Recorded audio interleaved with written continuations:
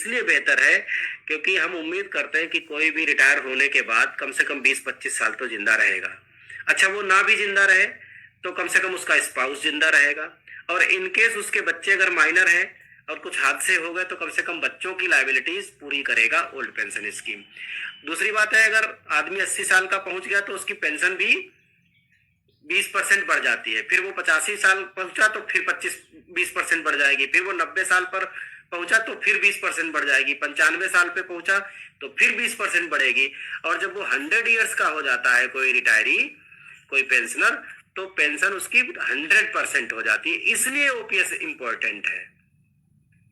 तो ओपीएस का तो कोई विकल्प ही नहीं है।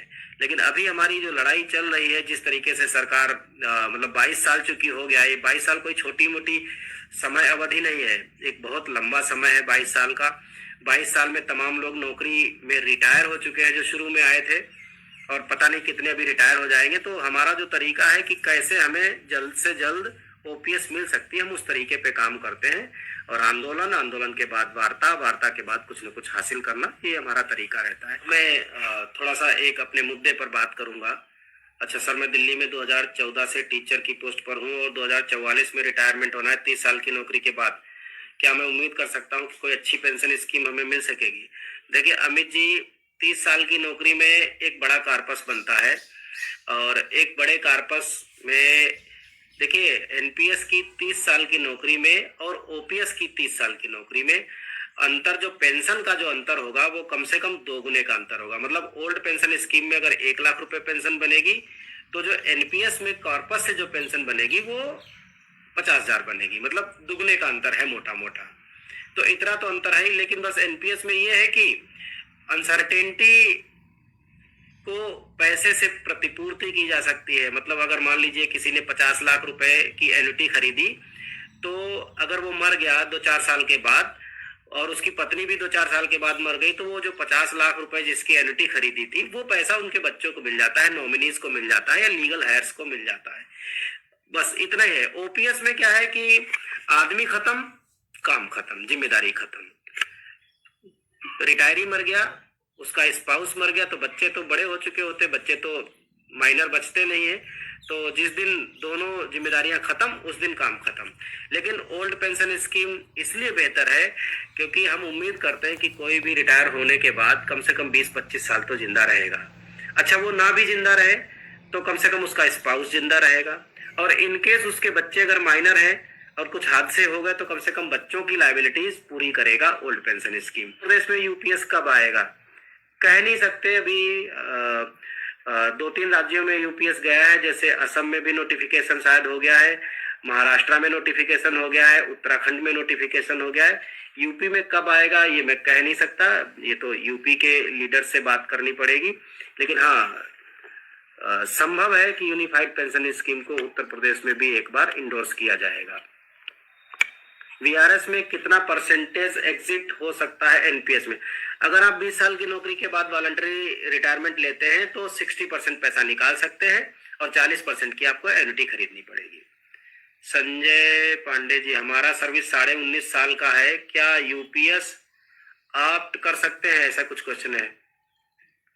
चला गया क्वेश्चन, कहाँ चला गया? उनका 19.5 साल, देखिए 19.5 साल का मतलब है 19 दूना 38, और 39%, 39% पेंशन यूपीएस में बन सकती है। 19 साल की नौकरी में कॉर्पस तो बहुत ज्यादा इकट्ठा नहीं होगा। मुझे लगता है कि अगर आप पे लेवल 7 में भी नौकरी कर रहे होंगे तो 50 से 60 लाख रुपए हो सकते हैं, 60 लाख के आसपास हो सकते हैं।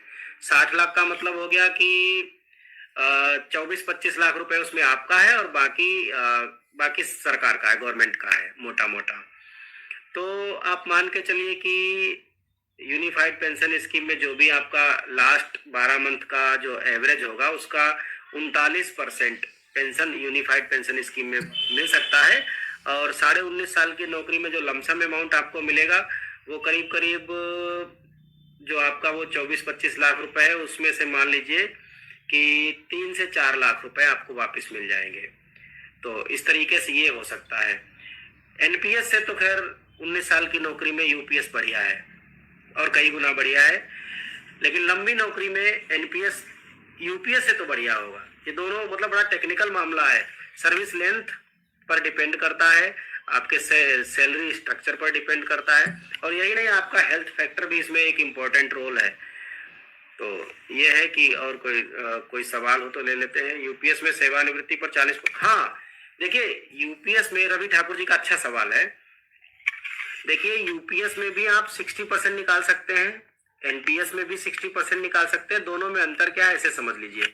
एनपीएस में आप 10 रुपए कटवाते हैं, सरकार 14 रुपए हर महीने डालती है। यूपीएस में आपका 10 कटेगा, सरकार भी 10 ही ऐड करेगी, 14 ऐड नहीं करेगी। सरकार 8.5% अलग रखेगी, उसका कहा है पूल कार्पस, उससे कोई आपको लेना देना नहीं रहेगा। जो आपका 10% और सरकार का 10%, ये जो मिलके इकट्ठा होगा, इसमें से आप 60% तक विड्रॉ कर सकते हैं। 40% नहीं, 60% तक कर सकते हैं। लेकिन अगर आप 40% निकालेंगे तो आपका हिस्सा जितना भी है वो सारा का सारा वापस निकल आएगा, बिल्कुल ओपीएस की तरह। या कह लीजिए कि एनपीएस में सरकार 60% निकालने कहती है, होता आपका 40% है, 20% आप ज्यादा निकाल लेते हो। तो कहने का मतलब ये है कि यूपीएस में विड्रॉल की फैसिलिटी सेम है, आप अपना हिस्सा तो पूरा निकाल ही सकते हो। लेकिन अगर आप यूपीएस में अपना हिस्सा केवल निकाल लेते हो तो पेंशन 20% घट जाएगी।